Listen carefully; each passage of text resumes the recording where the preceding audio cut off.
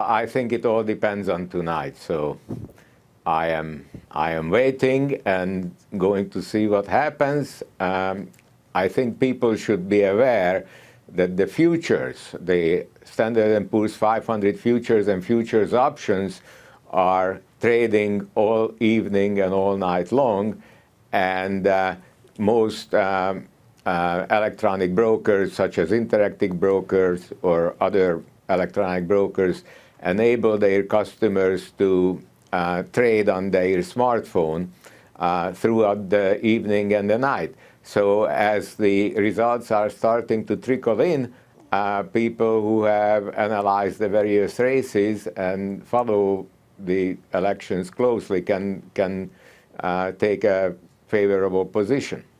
So let's get your baseline analysis. Let's assume the consensus at this point that the Republicans lose the House but hold the Senate is what happens. What would that make you feel about what would that make you feel about your call for stocks at this point?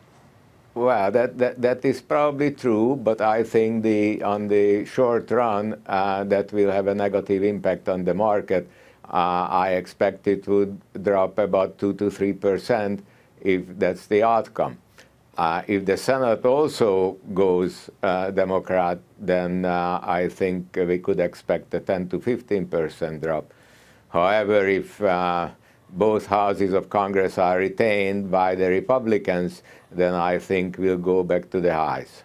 And you would be a buyer if either the consensus estimate or if the Republicans hold both the House or the Senate, or would you be a buyer if the market dropped 10 or 15%? If the House and the Senate both went to the Democrats? I will be a buyer after the market drops, either if the House goes Democrat by 3% or both houses of Congress go Democrat by, say, 12 to 14%, then I would be a buyer. But, and I would also be a buyer if, of course, if the Republicans retain both. So wait a second. Just to be clear, you'd buy essentially in any scenario after the midterms. After the market does move as I expect it to. Okay.